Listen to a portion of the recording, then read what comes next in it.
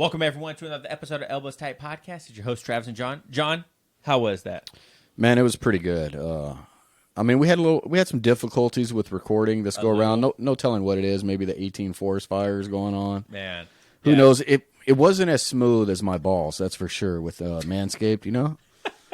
This episode is brought to you by Manscaped. Use code ETP20 at checkout for free shipping and for 20% off. John, how is your manscaping going? I love the Manscaped, man. If you guys have not got on this bandwagon yet, I'm gonna tell you right now, you need to. Yeah, Michael Currier, our guest today, he even mentions he bought a Manscaped because of us. He just got a vasectomy, and he said he got a gold star from his urologist for how smooth his balls were. Just a preview of what this conversation's like. Yeah. If you guys use code ETP at 20, like I mentioned, you will get free shipping and 20% off. And their performance package is great. Crop deodorant, weed whacker, all the stuff. It's great. So, but this conversation is also very good. Michael Currier has amazing insight. He's a super down-to-earth guy. I mean, it was a great conversation. We were laughing so much, and we really kind of like dig deep into jiu-jitsu in this one, man. I know. I'd really like to try it at school after hearing him talk about it and the way he holds class. I was like, that sounds pretty entertaining. Yeah, he definitely believes in competing quite a bit, but he doesn't push it on his students. But one cool thing that he has, and he talks about it on the episode a little bit, is he recently posted like a leadership board in the in his academy of people that compete quite a bit, and like the more you compete, the more points you get, the more submissions you get during competition equals more points, and like kind of how he ranks it. And I thought that was a really interesting thing. You guys should check out his Instagram to see the little YouTube or the Instagram short on it. So, but it was a great conversation. Hope you guys like it. Let us know what you guys think about it. John, you got anything else, man? Oh, nope. Saints won today. Hey, go Saints. So, you guys, thank you so much for watching and listening at home. Remember, follow us on Instagram, Elbows Tight Pod, Elbows Tight on YouTube, Elbows Tight Podcast everywhere. And give us a 5-star review on iTunes, 5-star review on Spotify, and a 5-star review on Podchaser. That's a new one that you guys can give us a review on. The reason I ask so much is because it lets people know out there that this is a legitimate podcast and they will enjoy listening it too. So thank you guys so much for at home, and we'll catch you later. Peace.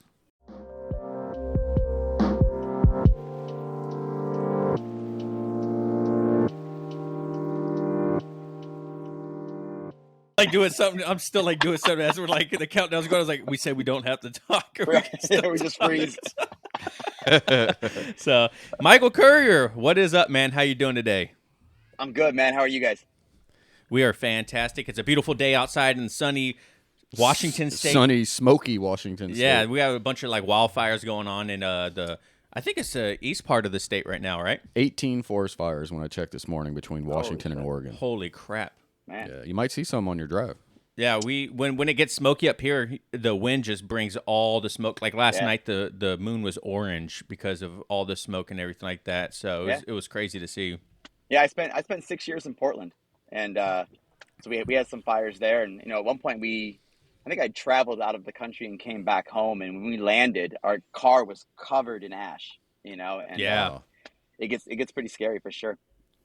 Yeah, one year the wildfires in California were so bad, they actually told us to like not go outside for a couple days because the ash was so bad that they're like, look, it's not even safe for you to go outside and breathe, so just don't even go out there. Yeah, you would walk out to your car and it'd be painted in ash. You're like, holy crap, man, this is crazy. So, but you're on your way to California right now. What are you going to do in California?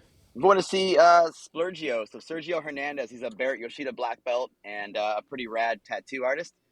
So he's done a bunch of my tattoos, and so figured good a time as any to get some tattoos. And so it'll be a 6-hour drive, and then get tattooed, and then drive straight home. So long day. Heck yeah! How do you? So I obviously have a 1 or 2 tattoos also. How do you recover and train? I've always wanted to ask this, but you're a tattooed guy like me too. How do you train after getting tattooed? Do you take a couple of days off, or do you just like try to train without using that body part? Yeah, historically, I've always, oh, sorry. That's okay. Can you hear me? You're That's good? all right. You can still Yep. talk. All Yeah, right. Yeah, yeah. you're good. Sorry. I've got these fucking AirPods and my ear is cauliflowered, and so it wants to fall out all the time. So it's a pain in the. So historically, I've taken like minimum 10 days off after getting tattooed. I'm really cautious about it. When I got my feet tattooed, it was like 4 days before going on a jiu-jitsu trip to Hawaii, and so I broke all my rules. I flew to Hawaii, got off the plane, went straight to the beach, played in the ocean, trained jiu-jitsu all week, and I've got a pretty nasty scar across the tattoo. So now it's like I'm pretty strict about it. I stayed nice and tight. I did my neck last July, and that one was super scary just because lapels are on your neck, and so if you get a big scar on your foot, not a big deal. But if you have a big scarred tattoo across your throat, you look kind of like an Right. idiot. So the goal is to have them look pretty. Right. So when you did get your neck tattoo, one, how was that? Because I'm trying to convince my wife to let me do my neck, but she said my mom and my wife are both like no. Yeah. But then two, like how long were you like comfortable? Was it the 10 days when you're like, okay, I'll go ahead and do it? Did you still have scabs on it or anything like that? Yeah. So one, it was the only tattoo I've ever gotten that I was scared of. I Yeah. think I've gone into every tattoo feeling pretty confident. I've got a lot of work done. And so I was terrified. And honestly, it was the easiest tattoo I've ever had. Really? Yeah, the worst part, honestly, was just I had to look up for like 5 hours. And, as a grappler, my neck is thrashed and looking up is not my strong suit. And so it was more a matter of just having to apologize to the artist for like having to like stop a second and like roll my neck out and, find a good, comfortable place to be because he wanted me to sit up in a chair and just kind of look at the ceiling. And that was rough. So, and then as far as healing goes, I did it right before a trip to Germany to teach, and I think it was two full weeks of no touching it, no training. So when I actually started training, there was no scabs on it anymore. Everything was pretty clean, and so. But yeah, that one was going to be a big concern for me, just because I didn't want to even risk anything going wrong with that one. Yeah, I got the only tattoo that I've gotten since I started jiu-jitsu is just my hand, Yeah. and that like you said, like I was a little nervous about my hand because a bunch of people were like, "Oh my god, the top of your hand hurts so bad." I literally like just talked the entire time, and it was Yeah. so easy. It was so easy. Didn't really hurt at all until probably about the second and 2.5 hours in when he started like getting in there a little bit. I was like, all right, well Scraping that's on it. starting to feel Yeah. uncomfortable. Yeah, but then like for training, I just same thing. I was like, all right, well, I don't really have to worry about anything too much brushing up my hand, maybe just brushing against the mat. But I was super careful. I was so Yeah. nervous that I was gonna rip it out and all the color and whatnot. Because I've had a couple where I just got blank spots from scabs falling off Yeah. and taking everything with it. So, John, you got a couple tattoos too, right? Bro, my stuff is nothing like your guys'. I got my first one when I was 13, and my mom had to sign parents' permission Oh my god. back in like 1990. They weren't doing all that great colorful ink and all that stuff back then. His tattoos are great. It's They're like prison tats. yeah, yeah. He's got Godsmack's son around his belly button right That's now. not what that is. Yeah. it was flatter back then. It's just stretched out. That's all. So, hey, Mike, for those that don't know you, Yeah. that are listening at home or watching on YouTube, can you give us a little bit of a background story on who you are and how you got into jiu-jitsu and everything? Yeah, man. So, for one, I've basically been an athlete my whole life. I've never really had a job. I've been lucky enough to use my talents to make money ever since I was a kid. And so, I'm from Ohio, and if you're 5'6" and from Ohio, you have to wrestle. It's like God wrote that down. And so, I wrestled for like 10 years growing up. I was also a pretty high level gymnast. When I was 17, right before college, I was like ranked in the top 10 in the nation for gymnastics. Had an opportunity to do gymnastics for Penn State University, but I got scared and joined the Army instead. And so I served in the U.S. Army. I was a paralegal, basically worked JAG for them. And then outside of the Army, I continued to work as a stuntman and acrobat. Did that most of my 20s. and just kind of side jobs, anything to keep myself from having to punch a clock. So I think in my adult life, I had a job for about 18 months, and that was it. And then 2014, I transitioned to jiu-jitsu full time. Just kind of fell into it. And, I think when you mix wrestling and gymnastics, you get jiu-jitsu.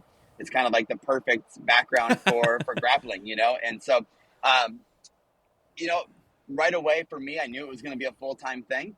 So I did my first tournament after about 3 weeks of training and got smashed, but I was hooked. And then I bought my first academy. I had just gotten my blue belt. I think it was about a year into training, and I bought a gym. And from then on, it's been just owning gyms and teaching full time. So when you first started jiu-jitsu, since you have that wrestling background, did you feel like you're like, oh man, this will be easy because I wrestled for so many years of my life? Yeah, oddly enough, my first class ever, we were doing double leg takedowns. And so like I went into class and I felt super comfortable like day one. I was like, oh shit, this is my stuff, for sure. And then then I quickly realized that there was more to it than wrestling. I really think in the beginning, I thought my wrestling would actually hurt my jiu-jitsu. It kind of gave me this false sense of confidence that I knew what I was doing. And then ultimately, you have to understand that in wrestling, there's no such thing as an open class match, right? Like you're only ever wrestling guys your weight. And so I'm 140 pounds, and wrestling does not work so well when you're significantly smaller than somebody, And so I got smashed. Yeah. I got smashed a lot, and so I had to really kind of dial back what I was doing with my wrestling and just focus on being a white belt and learning jiu-jitsu. It was only as like a pretty advanced purple belt that I began bringing my wrestling back into my jiu-jitsu. It helped me for sure because I had grappled with people before, and so having that comfort level of that connection, and then having that comfortableness of just being physical with somebody, I was comfortable with that. So that really helped my progression.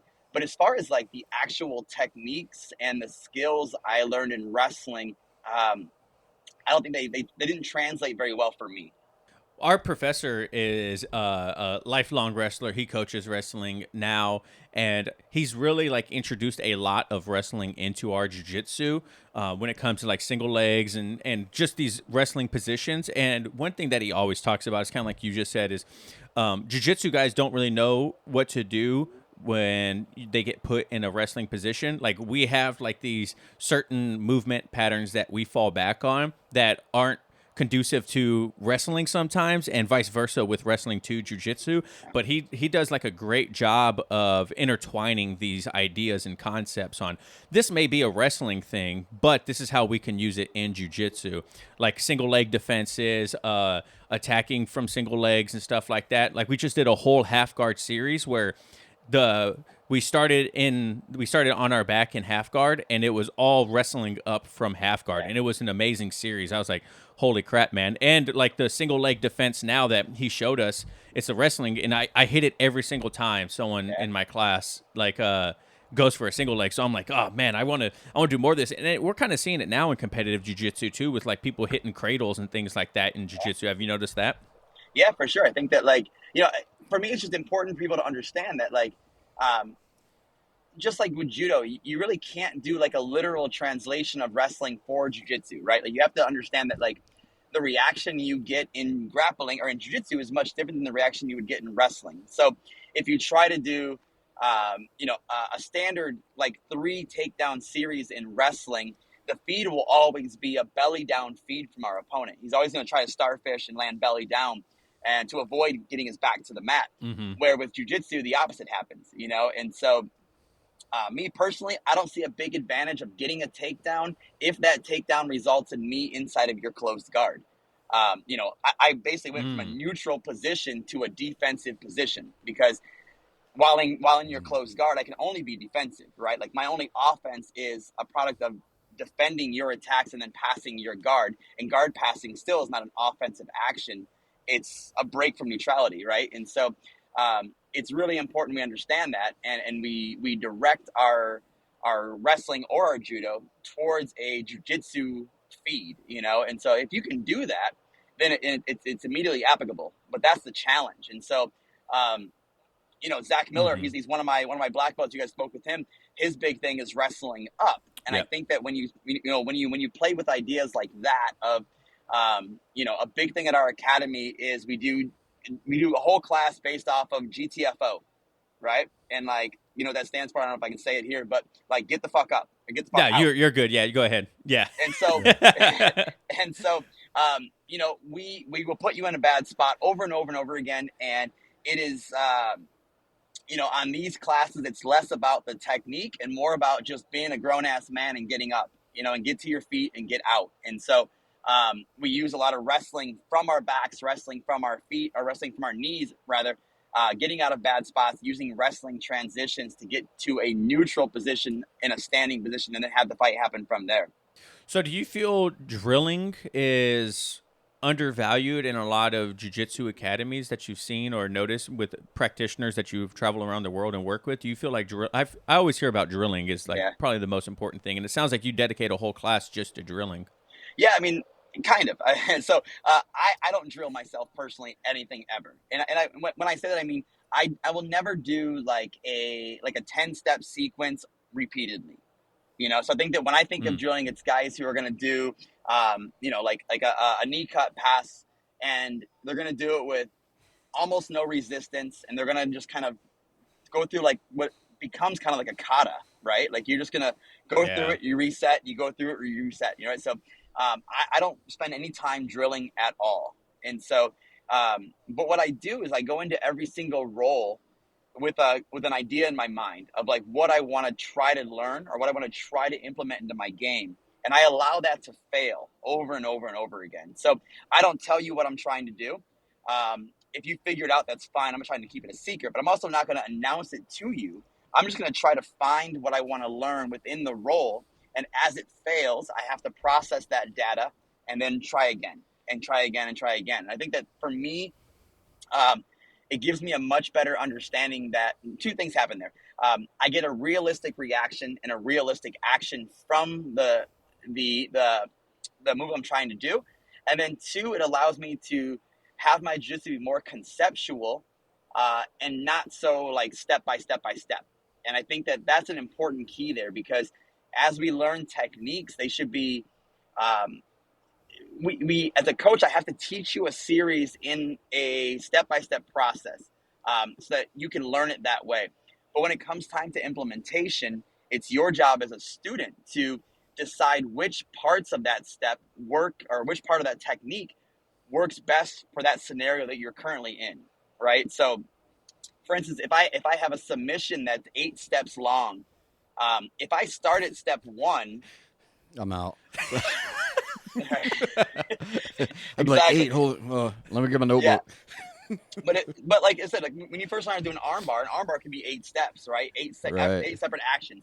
If I try to only start my arm bars from step 1, well, the odds of them completing to step 8 are very low. A guy's going to interrupt me whenever he can. And so it's my job to understand that this specific scenario that we're in feels like step 3, and I can start at step 3 and go 3 to 8, or I can start at step 7 and go 7, 8 and finish my technique. That gives me the opportunity to have a higher success rate, but it also allows me to fail and not feel like I invested a ton of work into a failed technique. So drilling can be important as long as it's done in a way that is productive and not just theatrics.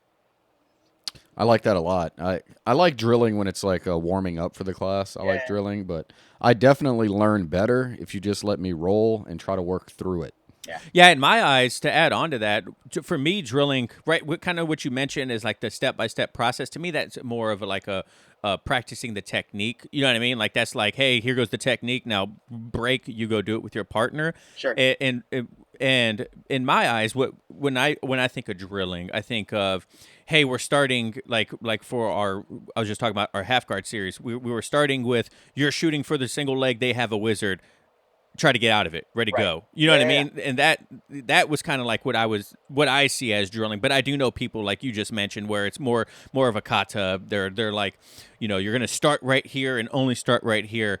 But it kind of goes to like positional sparring too, right? Um, like you're like little like start on their back and try to get out of it. And I think that's also really good too. But I guess that kind of goes into sparring as well, or into drilling as well. Yeah, for sure. I think that ultimately we have to, so I have to also understand that some students need to learn in a very step-by-step process, right? And I think that like my wife, for instance, she learns very systematically and she has to drill it and she has to go through and rep everything out or else she can't really implement it later on, So like everything with jujitsu, it's very personal, right? Like, I mean, and that's why I stuck with jujitsu for so long is because nobody ever told me exactly what to do. They gave me this idea, and ultimately, if you can implement it and make it work in your own way, then it's not wrong, So I think what happens a lot of times, people come into the classroom and they expect to just like learn very like A to B, or like read a book and they can do jujitsu. And the reality is like, it's my job as a coach to give you ideas, but you have to get with your partner and figure out what makes it work for you and kind of figure out your own game. And everybody has to be an individual or else they're not going to really grow beyond just knowing techniques. And I see that a lot where we have, I've had students in the past that can demonstrate 100 techniques perfectly, but they can't roll to save their lives, because they never have the ability to understand that you're in a fight, you're in a match, you're in a grappling match, and there is no script, and things are not going to go as planned. And if you can't deviate from a plan, then you're doomed. Yeah, and it's so interesting too because when it comes to technique, warm ups, all these ideas and concepts behind jujitsu, there's so many. I feel like there's not a lot of gray area with some people. It's like either drilling is 100% necessary or no, they have to practice technique for 1 hour straight and then we'll go into live spar. You know what I mean? Like I feel like everyone has their own opinion, and that's what makes jujitsu so unique in my eyes, right? Like if you go to like a taekwondo studio, they practice pretty much and do the same things from what I've seen. Oh, as you travel, right? It's a good or a good standard wherever you go. But when you go to like a jiu-jitsu academy, I mean, I've never been to one that does it the same exact way we do it, and we don't do anything special. You know what I mean? Yeah, I remember when we were a couple years into this, we thought. Remember when we found out you couldn't roll at some gyms if you were a white belt, and I was like, what? Like, how did they learn? I couldn't believe it because we'd been rolling from the start. We'd been in it for a couple years. Yeah. And I was like, I don't know how I would learn if I couldn't roll. I've also heard of people schools not allowing white belts to roll with white belts also because the safety hazards obviously that come along with two white belts like rams locking horns. You know what I mean? Do you have any rules in your academy that's like that? No, I mean, we're quite the opposite. We, I want you guys rolling day one. We do heel hooks at white belt. All submissions are elite, or all submissions are allowed in my class. You can neck crank, you can wrist lock, you can ankle, you can heel hook. If I can get you to tap, then I'm giving you a thumbs up, So like, and that's just reality. But I think that like, it's important that so I always preface that with one big rule at my academy, right? And here's the rule. If you get hurt, it's always your fault. Always. There's only one exception, right? The one exception is you tap, I don't let go, and then it's my fault, right? But no matter what, besides that one exception, if you get hurt, it's your fault, right? Like, so if a guy's trying to pass your guard and he knees you in the eye, that's your fault, right? Like, our number one rule is keep ourselves safe. And so if I can't keep myself safe against the spazzy white belt, then I shouldn't be teaching jiu-jitsu, And so, and I say this because as a 140-pound dude, like, there are many things in a match that I would like to do to you, but I can't because the risk of you injuring me is too high, right? Like, not from a submission, but just from the violent act of a roll. Like, if I get a college wrestler and I sweep him, I know he's going to spring back into me, right? That spring back into me might break my arm. And so I've got to play this game of like, is it what's the action reaction look like, you know? And so as long as you communicate that with your students, and you can have them do whatever they want, because they know that it's their job to acknowledge that they are getting into a bad spot, and then they can play this game of, do I continue on with my defense or my escape, or do I tap out, right? Neither answer is right or wrong. Me personally, I let things go way too long. Like, both when I'm competing and when I'm rolling with friends, like, I want you to know that, like, if I tap out, like, you were going to kill me, you know? And for me, there's no middle ground, right? And so, but that comes from trust also, you know? And so, but yeah, I think that, like, the biggest hurdle we have with all of these ideas in jiu-jitsu is that, like, we don't talk about things. We don't have communication with our students. And so we try to make communication, like, hugely important in my academy. You know, every class we're giving some kind of behind the scenes conversation, and not just getting into our roles. Okay, so what I figured we'll jump in at is competing, especially since you just posted that reel about how you have that board of your top competitors in your school. Yeah. Which I think is super cool. And actually, it kind of made me think, like, man, if our school would have done that, would I compete? Because that's a pretty cool idea, right? Everyone likes a little bit of camaraderie. I think so. You obviously have competed in, I mean, literally everything that's probably jiu-jitsu related. I feel like your Instagram profile is like, you have to click a view more a couple times to see how many different things that you've competed in. How do you feel about competing for like the general population of your gym? Because we heard a crazy stat that 70% of martial artists never compete. Yeah. You know what I mean? So how do you feel about competition? Yeah, I think that, like, I don't know, man. I always look at it like this: if you enjoy playing basketball, right? You go to the basketball court on a Sunday. You play pickup games of basketball. You don't care if you get better at basketball. You're not trying to make the NBA.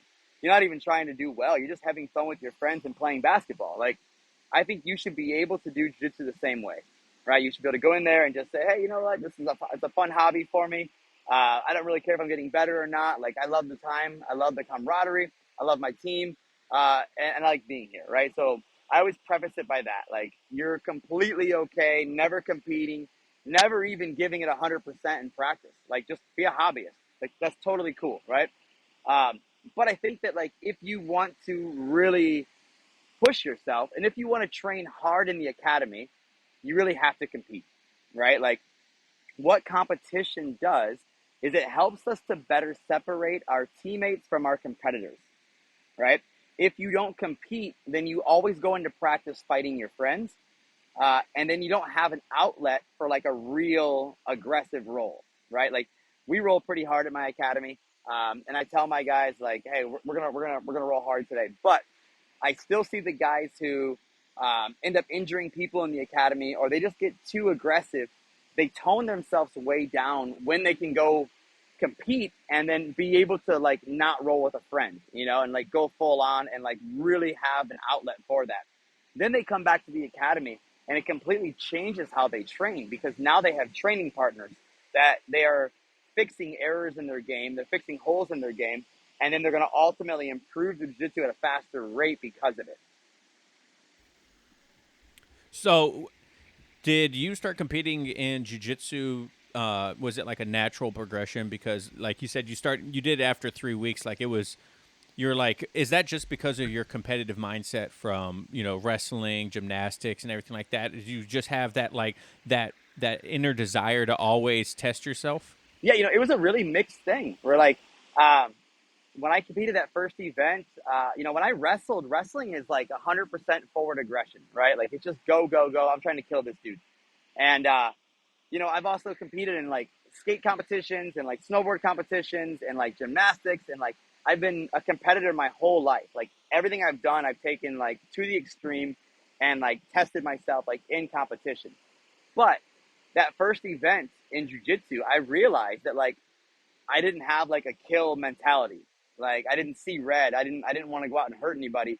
It was kind of the opposite, where, like, I had my second or third match of the day was against like a young 18-year-old kid. And I vividly remember like looking at him in the middle of the match and just thinking to myself, he wants this way more than I do. Like, I just don't have it in me to like kill this guy, you know? And like, so I had to go back, and then, you know, I competed once as a white belt. I competed once as a blue belt. I did very well, you know, as a blue belt in that one event. And then I really had no plans on ever competing again. And then we kind of decided that we were going to leave Oregon and move to Arizona. And I knew that in doing so, I would be opening an academy on my own. The academy I had in Oregon, I had a black belt co-owner. And so I had like the safety net of like opening an academy. And so when I opened my academy in Arizona, I knew I was going to be by myself. I was opening an academy in a town that had never had jiu-jitsu before. And so early into my purple belt, I knew this was going to happen. And so I thought, man, how do I give myself some legitimacy in the sport? And I've got to give somebody something they can Google and say, okay, who's this guy that's teaching jiu-jitsu in Fountain Hills? And so, you know, I got really lucky. I got connected with Chael Sonnen, and they put me on Submission Underground 2, which was headlined by John Jones and Dan Henderson. So mega event. That was my first pro grappling match. I was a purple belt for a couple of weeks, and I went and did that. And then they loved me, and they kept having me back on. And so that really was like the like the opening, like the door opening for me. Once I had a couple of Submission Undergrounds under my belt, then I got calls from Eddie Bravo, and then World Series of Fighting, and it kind of all fell together. But I really didn't have like this moment where I was like, man, I love competing. It was more like I have to compete just long enough to give myself some credibility, and then I can not compete, you know? And somewhere along the way, I learned to love it. And I started having a lot of fun competing. I didn't get nervous any longer. I was just having a good time. And, you know, now I'm kind of in this in-between zone where I'm getting paid to travel the world and teach jiu-jitsu. And I don't have to compete anymore. I still want to compete. I'm sure I will still. But if I get two phone calls the same day, and one's to go to Europe and teach, or the other one's to go to Mexico and get smashed in the face, I'm probably going to go to Europe and teach. So we had a viewer question that he's looking. His name is Mike, and he's looking to start an academy, and someone that has a very successful academy. This would be a good thing to ask you. It's kind of a 3-part question. He started off with, how did you start your own gym? What startup capital was necessary, and what would you have done differently? Yeah, so I got really lucky. You know, like I've had this habit of surrounding myself with really successful people who are much better humans than I am, and I've always kind of rode the curtails of all these people around me. And so I was literally a white belt or a new blue belt, and my academy was in the back of a Taekwondo school. And there was some tension there. The jiu-jitsu was doing better than Taekwondo, and that really irritated the Taekwondo master guy. He didn't like that his shit was failing and ours was crushing it, you know? And so we had a guy, his name's Ned. He's like 75 years old. He's a purple belt at the time. He's a black belt now. He was a very successful businessman. And he and I just had lunch one day, and I was like, hey, you know, like things aren't going well. We should open an academy. And we talked about it a little bit, and then we brought my black belt guy, my coach in, and the three of us partnered together. The black belt and myself both had $0. Like we had no money to invest, but I had all the time in the world. You know, like I've always been able to not really work, and so we said, hey, you know, if you front the capital, then we will pay it back in sweat equity. And so we had a couple, you know, hang-ups where all of our people were in a contract with the Taekwondo school. And so we ended up, it was a total of $20,000 for initial investment. And 12,000 of that 20,000 went to the Taekwondo school just to break everyone out of their contracts. Yeah. So you know, that was a huge hit for us. But the reality is for $8,000, we were able to buy mats, rent a space, pay the first month's rent, and then open the business. You know, so for me, it's incredibly important that we always open an academy undersized and under budget, right? I have a good friend that opened an academy. He spent $50,000 on his initial build out, another $50,000 the first 2 years in just paying increased overhead and not enough students. So he took a $100,000 loan out of his retirement to keep his academy afloat. But this same person couldn't roll paint on the wall. Like he hired out for everything, So where me, I worked briefly as an interior decorator. I have design background. I've been building things my whole life. And so I could do everything myself. And so for $8,000, we ended up buying, I drove actually up to, is it Snohomish?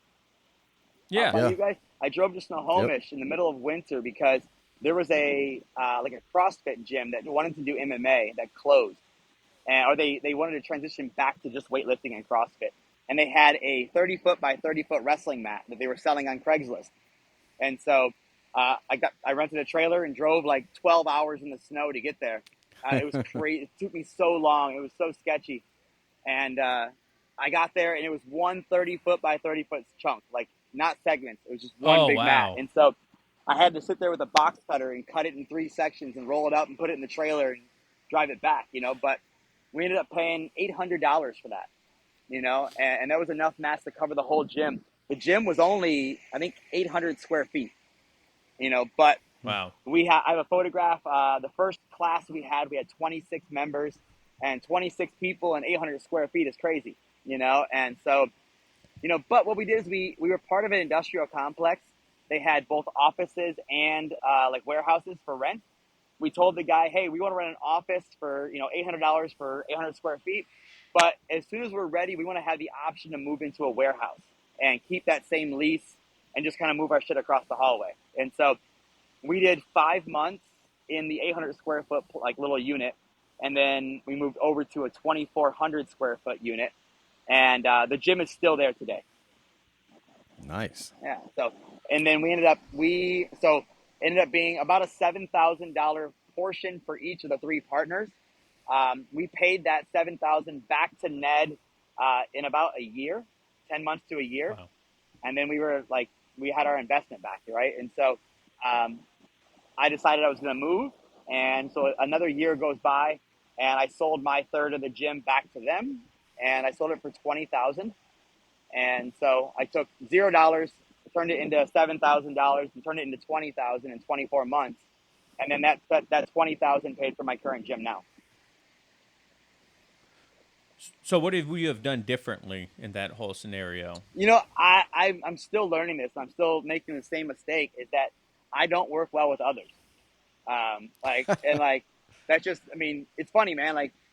I think that I had such a unique military experience because, I was stationed in Michigan, and I was part of an MP unit. And out of 300 soldiers there, only 3 of us stayed back for 2 deployments. And I literally spent my whole service in an office by myself, just punching paper. So I never had any camaraderie or no soldier brothers, nothing like that. And so, whether that plays into it or if it's just part of who I am, I have a hard time working with other people. I think that I've always been a solo sport person. I've always done solo business ventures, and working with partners can be really challenging. So that was hard for me. Having said that, I've got 2 partners at my current gym, and I still probably would have said, if I wasn't traveling as much as I am now, I would have preferred to keep it a sole proprietorship for sure. Well, it's good you know that, though, right? It's good to know exactly how you are. It's got to make it easier. Yeah, I think that's one of the things that I've been really good at my whole life is I always do what I want to do, period. And I will help you out. I'll do anything for you, but I will absolutely always put myself first. So I think that it's an important trait that gets so frowned upon for some reason, of this idea that you can support yourself and get what you want out of life, but all of a sudden you're a selfish asshole for doing it. That's crazy. Right? I totally get it. I put myself in a spot where I can help people all the time now, because I'm selfish. I have an academy. That academy allows, military vets and cops to come train for free, or, or guys who just can't afford it. Like, I can help them. I can give back because I put myself first, not in spite of it, Yeah, that's a good way to look at it too. Hindsight 2020, most people will be like, oh no, like you just mentioned, like you gotta help people along the way as much as you can. It's like, well, I don't know, man. Like I feel the same way. Like if it's detrimental to me succeeding, then how can I help someone in the long run? Yeah. You know what I mean? Like if it's not going to work out for me, then what's the whole point? Like for sure, bro. It's like watching the country, right? Yeah. We give all that foreign aid money, and I'm like, Jesus, let's get our shit in order first before we keep giving billions everywhere else. 100%, man. And but I go back to like my mom. My mom will give you, if you ask my mom for $5 and she has 3, she'll find a way to find 5. But she's been poor her whole life and she struggles all the time. And it's like, then you get dudes like, like Elon Musk, who was selfish and made his billions. That dude fucking gives away hundreds of millions of dollars a year in like aid, and like he actually helps people, So like, So people want to bash on him for being a billionaire, but they overlook the fact that he's giving literally hundreds of millions of dollars to like charity every year, And like, it's this like, we as Americans especially have this like short-sighted view of it, of like, I want to have that instant gratification of saying I helped. But like your instant help is meaningless as opposed to like a long-term like strategy that will actually benefit people, Yeah, some kind of fundamental change would be way better. For sure, 100%. Mm-hmm. Yeah. So I got to ask, I watched some of your videos, man. You are super flexible. Are you in some yoga, or is that just like the gymnastics, you're still carrying that stuff? It's weird, man. Like I've never done yoga, like not a single class, like not one class have I done yoga. And I don't even like stretch that much, really. Like I think that like just being a gymnast, like, the big emphasis in like men's gymnastics especially is like your strength throughout a large range of motion. Like you can't just be strong and you can't just be flexible. You got to be strong and flexible, So, it's weird, man. I'm 41 years old. I can drop down, do the splits. I can, fold in half. I just have never felt like it's gone away. It's super weird. I also like, if I sit and try to stretch like on a mat, like I don't look flexible at all. And then if I'm rolling, I just relax my body and I'll just let the dude fucking put my foot behind my head. It doesn't bother me at all. So part of it's mental, part of it's like physical, and just knowing like what your body can do and knowing what your body's capable of doing and just allowing it to happen. Well, I was super fucking jealous watching it. I was like, God damn, I can't, struggling to touch my toes. I got to pull on my gi pant leg and shit, get my feet up. I was like, damn. I wish my parents would have had me in some shit like that when I was younger. It's funny, So man. you mentioned that. Oh, go ahead. It's funny that, I would never I have a 10-year-old son. I would never make him do any sport. But I'll tell you that I have been a successful athlete in every sport I've done because of my gymnastics foundation. Like, it's such a, like, just knowing how to keep I've been in motorcycle crashes. I've never broken a bone, never had any major injuries, never had surgery, and I think it all goes back to, like, knowing your body and, like, being physically fit and, like, strong enough to handle it, We often will wonder why we're getting so injured in jiu-jitsu, and it's because our bodies are fucking jello, and we got to be fit and, like, strong enough to handle the daily violence of just rolling, and so, man, gymnastics was, like, just an incredible foundation for who I am. I thank my parents every day for that.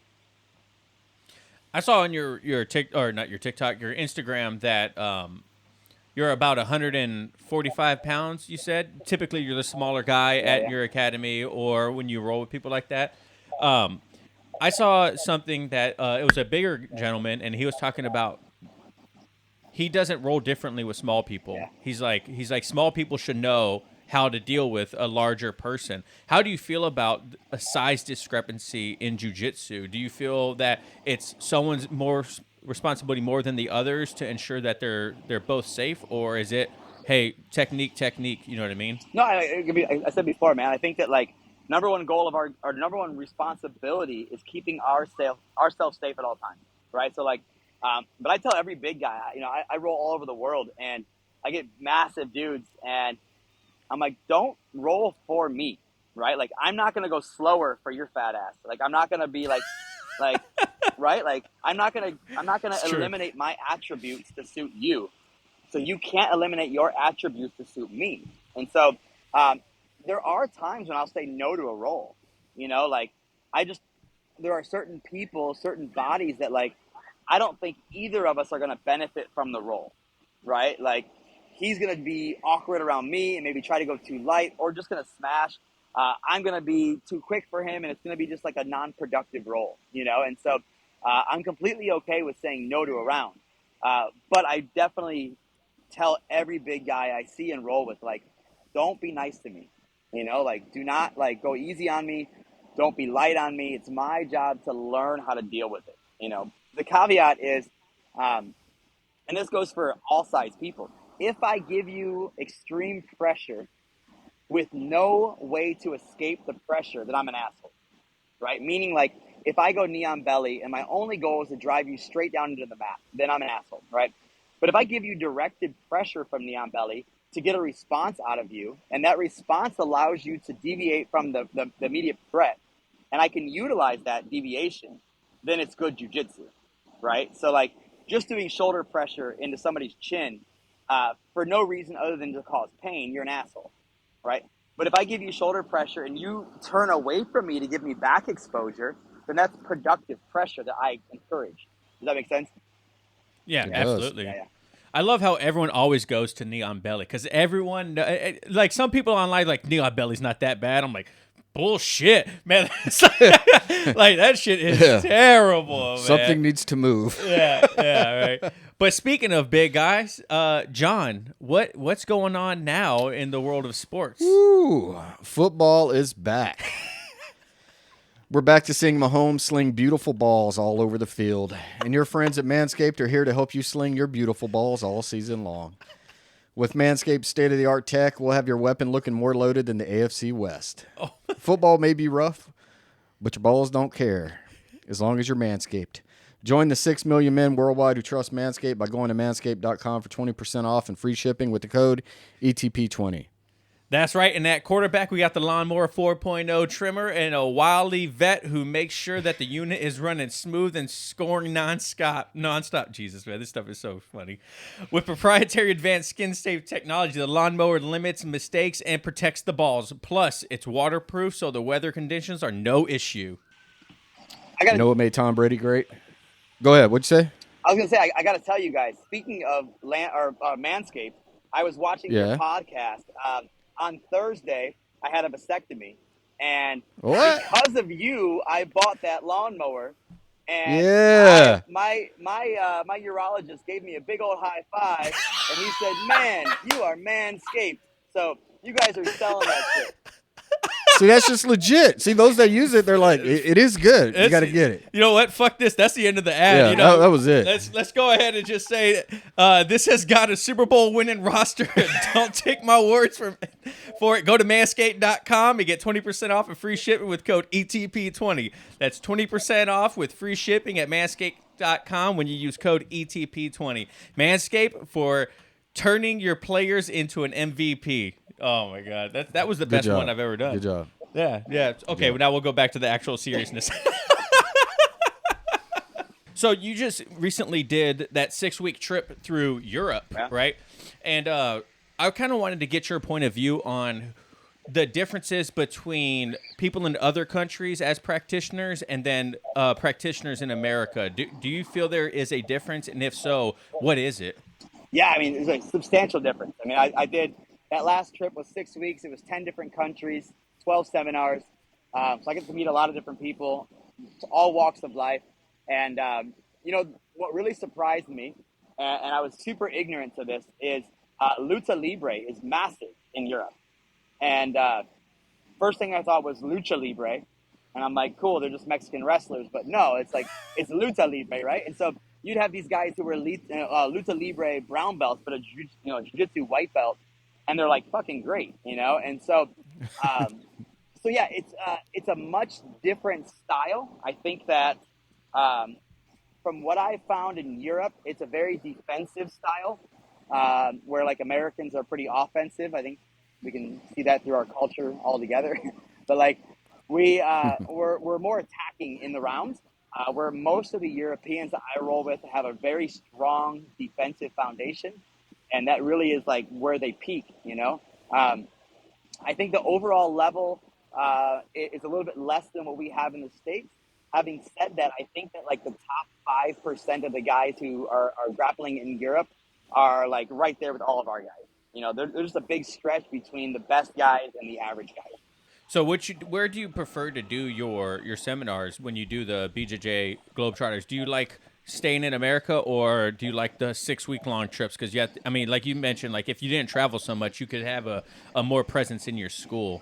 Yeah, I think that like, you know, I grew up so poor, and I grew up in like a small place, and like, you know, so for me, even the thought of having a passport was like unheard of.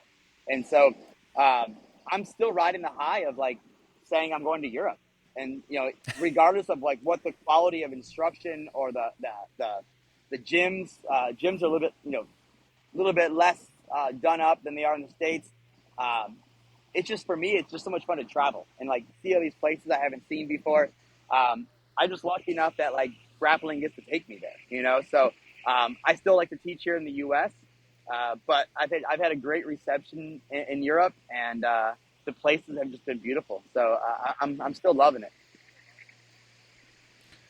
What was the catalyst in your life that made it to where you can now do what you do as in your academy and life and whatnot? Where was the turning point for you? Yeah, I mean, I think that like, you know, like everything else, like life is always a product of like our experiences and like what we can have, and what we can put together at any given time. So I had this really, you know, this is kind of a reoccurring theme in my life where things just happen at the right time for me. And I got linked up with the BJJ Globetrotters, and I did their camp in Arizona. It's a fantastic group of people. They host jiu-jitsu camps all over the world, and they're incredibly fun, like super good time. And Christian, the guy who runs it, he just, I guess, liked me and invited me to come to more camps in Europe. And so it was a big investment in myself because they don't cover travel or anything. And so, but it's a giant networking platform. And so I would go to Germany, and there'd be, you know, 250 students there. We're teaching a seminar to 250 people. And when I would leave, I'd get, you know, 30 messages from guys who, you know, a lot of black belts come to these. Maybe they have their own academy somewhere in Europe and say, hey, you know, will you come out and do a seminar?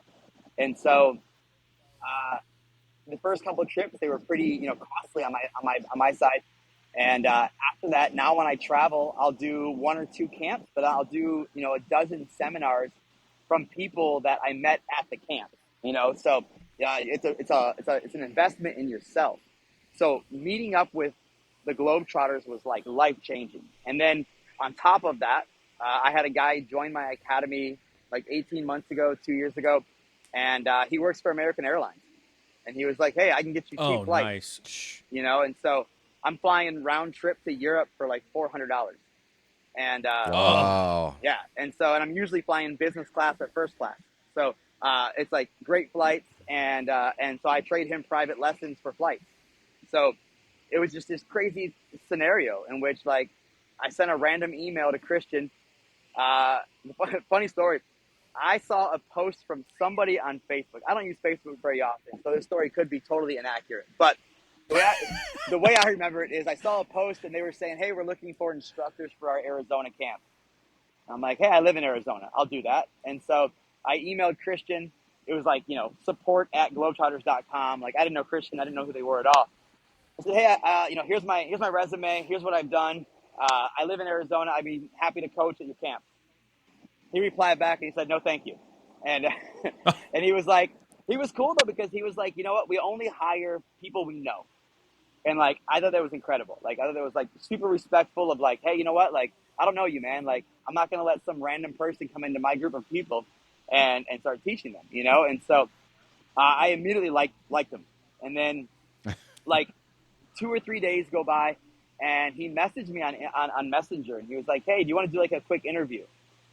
And we just talked for like a half an hour, like not even about jiu-jitsu, just kind of bullshit. And he was like, all right, you're in.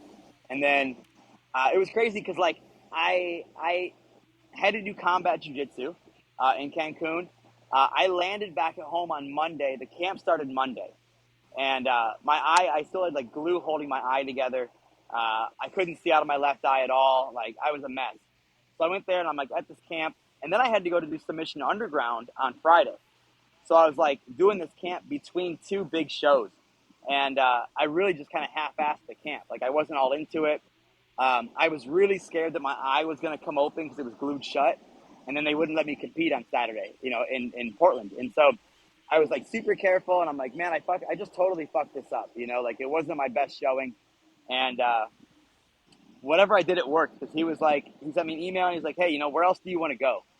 And I'm like, I'll go everywhere. And so I did like 13 camps in like 15 months.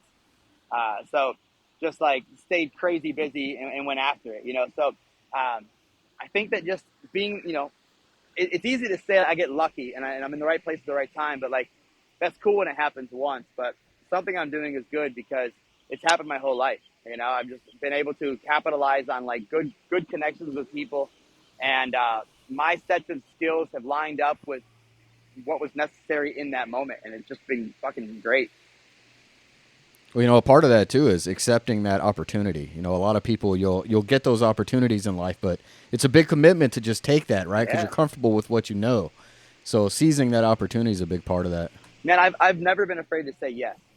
Like, I say yes to everything, and like if I fail, like I'm completely comfortable failing. Like, it's never bothered me. I mean, I was building motorcycles and working on classic cars, and like my friends would ask me how I learned it, and I'm like, I fucked everything up, and like like I got on YouTube and I fixed it, no big deal, or I fucked it up so bad that I went to a mechanic and they fixed it for me, but like I tried. Like I'm gonna say yes to every opportunity, man. Like, it's crazy. I feel like I'm 41 years old. I'm like halfway through this thing, and for all we know, this is all we get. Like, we get one trip, and like I just couldn't imagine looking back and being like, man, I was so cautious. I'd much rather say I fucked everything up. I ruined everything. I tried, and like I just couldn't do the right things, but I tried them all. Yeah, you bring it up failure, and I watched like a lot of YouTube videos, like John was mentioning earlier, and on there you have that what is it, EBI, where you lost in overtime that you put on your YouTube channel. I thought that was so interesting to me because a lot of people don't want to put their failures out there, especially self-publishing. Sure. You know what I mean? Like, hey, this is I lost this. It's okay, but it was a good match. You know what I mean?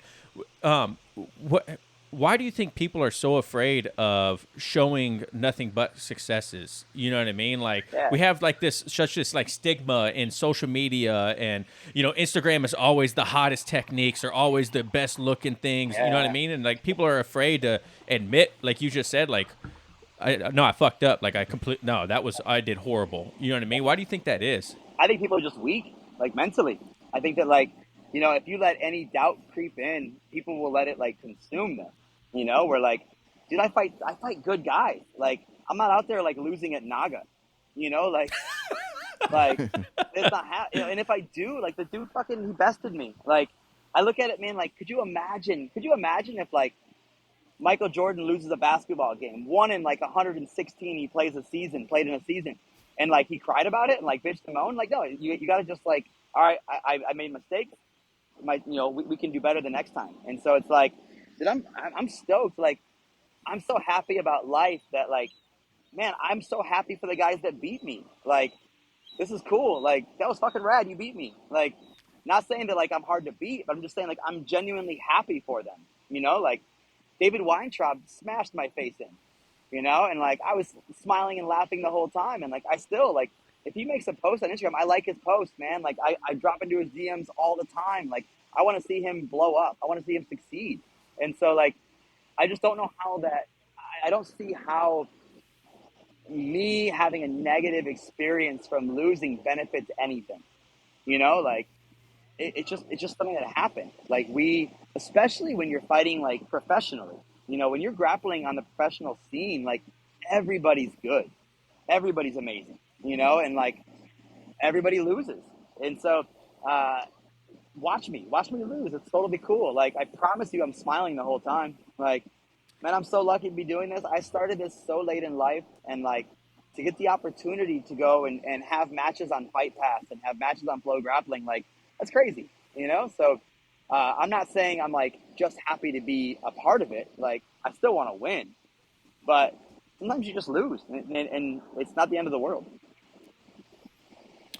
Looking back at like how far you've came, and like you've mentioned it multiple times, you know, you grew up poor and whatnot. Like looking back at where you started to where you are now, what does that feel like?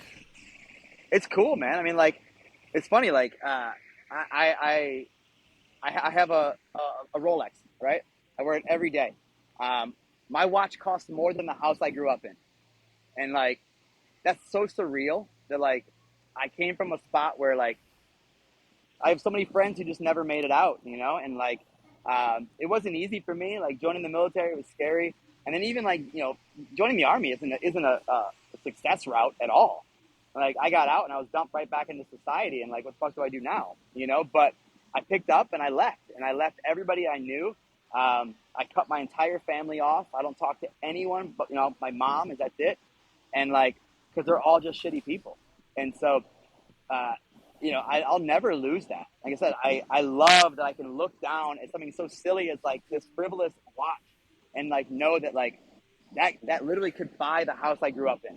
And like I made it out of there, and now I just casually wear it, you know? Like it was not easy. I spent, you know, a long time like homeless and living on friends' couches and like just bouncing around and trying to find my way in life. And I fail way more than I succeed. But I just couldn't imagine like settling and like just letting it be, you know? Like my friends aren't happy. Like my high school friends are not happy with their lives. And but they're not uncomfortable enough to make giant changes, you know? Yeah, absolutely. I feel like people are so afraid of failing, like we talked about earlier. They just like they just stick with what's comfortable, like you mentioned, John. Yeah. And, you know, it's funny because, you know, we don't control a lot in life. A lot of it we don't control. The one thing we can control is the way we respond to things, especially as they happen. So you just got to do it. It's the only thing we really can't control. And it's, you know, it's relatively impossible to have dramatic change without dire consequences, right? And like, I think that like says so much about like us as a culture, like us as a country too, where like we would be like just uncomfortable enough to like be stable, you know, but like it's a constant settling. It's a constant like, yeah, things could be better, but they probably get worse before they got better, and people aren't willing to take that risk, you know? So I said, fuck that, man. Like I can't live like this. And I just took risks. So on our show, we like to ask a question because we kind of try to aim for this podcast to have ideas and topics that kind of are relatable to brand new practitioners. And what our question we always ask is, if you could give one piece of advice to a brand new white belt, what would it be? Man, I think just, you know, again, the silly, like the easy answer is just enjoy it, right? Like have fun. And I will tell you that the guys who are the most successful, guys and girls, are the ones that come in and they're not shy about it. Like they just get after it. You know, they're not timid. They're not afraid to get like embarrassed out there. They just get after it. You know, like those are the people who have the most success. And then like, I guess after getting through that, my biggest point of advice is, every class that we teach should be received two ways, right? So like if I'm teaching you how to do an arm bar from guard, a good student is going to learn how to do that arm bar, but they're also going to learn how to defend the arm bar, right? So if I'm teaching you all the things you need to accomplish a perfect arm bar, you should be receiving the defensive end too, getting two classes for one.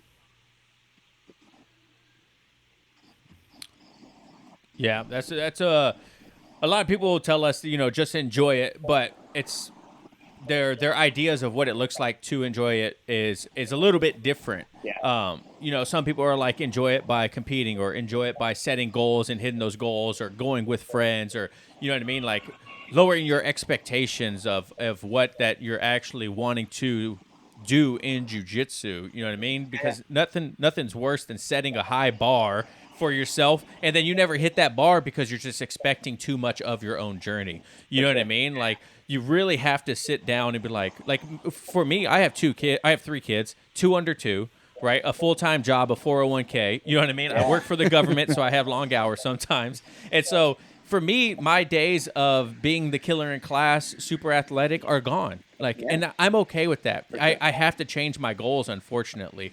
It doesn't mean I have any less fun in jiu-jitsu, but it's just now I'm just like, you know what? I'm just going to show up and I'm going to do the technique and I'm going to have fun. And if I get tapped by my friends, then, hey, it happens, man. Like, it's okay for me. It doesn't bother me anymore. At first, though, it did bother me because I felt like I was going down. You know what I mean? Like, I was like, fuck, man, my skills are sucking lately. And it's just different, man. If I can barely make it 2 times a week, then I have to understand that my skill's going to be that of a person that can barely make it 2 times a week. I'm not going to be, you know, the 25-year-old kid that goes 4 or 5 times a week and studies tape and everything like that. And it took me a little bit to realize that has to be my enjoyment part. You know what I mean? It's funny, man. Like, I look back at like skating for me. You know, I was able to travel the country and like skate professionally. And the issue I had was I was the guy who would find the craziest, gnarliest thing and jump off of it, right? Like, I would do only stunts, like just bonkers things. That's what I love to do. Other guys would have an amazing session on like a little tiny, like, you know, 4-inch tall rail. And they could do like the most technical, like beautiful tricks ever on that rail. And I hated it. Like, I just never found the love of that, right? And so the problem is, now that I'm, you know, 40 years old, I can't do the stunts anymore, right? Like, I'm broken. And so I've lost all love for skating because the thing I was good at, the thing I loved the most, I can no longer do, right? And that like is a direct relation to jiu-jitsu. Like, if all you can do is smash, there's going to be a time when you're too old to smash. And then you're going to fall out of love because you never loved the technique and never loved like the art of it, right? Like, it was just about like hucking yourself on the biggest, you know, rail and being cool on TV. Like, so learning to understand that, like, there's going to be different levels of enjoyment, like you said, and there's different outcomes for enjoyment. The guys who figure that out are going to have the longest career for sure. Well, Mike, this was a great conversation. John, you got anything else? I don't. I'm loving the background. I'm still jealous. I'm looking at him like, man, you hear that seagull in the background? We're having that good moment. I was like, man, no. Enjoy that weather. Yes, sir. Yeah, it's gonna make some great Instagram reels. It's gonna have like, you know, the motivating music in the background as like he's sitting on the beach. It's gonna like scroll down right here. And it's like, I need the sun to glint off the Rolex a little bit. That's what I was really looking for. Yes. There we go. Yeah. Hey, Mike, if people want to follow you and check out your YouTube and see your whole journey and everything like that, and your beautiful academy, by the way, I forgot to say, I freaking love the jiu-jitsu on the wall. I think that is like pure classic and like great looking. So where can people follow you at? Instagram is my primary source. That's going to be just Michael Currier BJJ on Instagram. It's also the exact same Michael Currier BJJ on YouTube. I'm terrible about posting YouTube stuff, but I do occasionally. I generally just stick to Instagram. Perfect. Well, thank you. So, what's your academy? If people want to check out your academy. Yeah, it's called Impact Jiu-Jitsu in Fountain Hills. Okay, perfect. Yep. So that's everything we have today, guys. Thank you so much for listening and watching at home. And remember, no oil checks here. All right, guys. Thanks.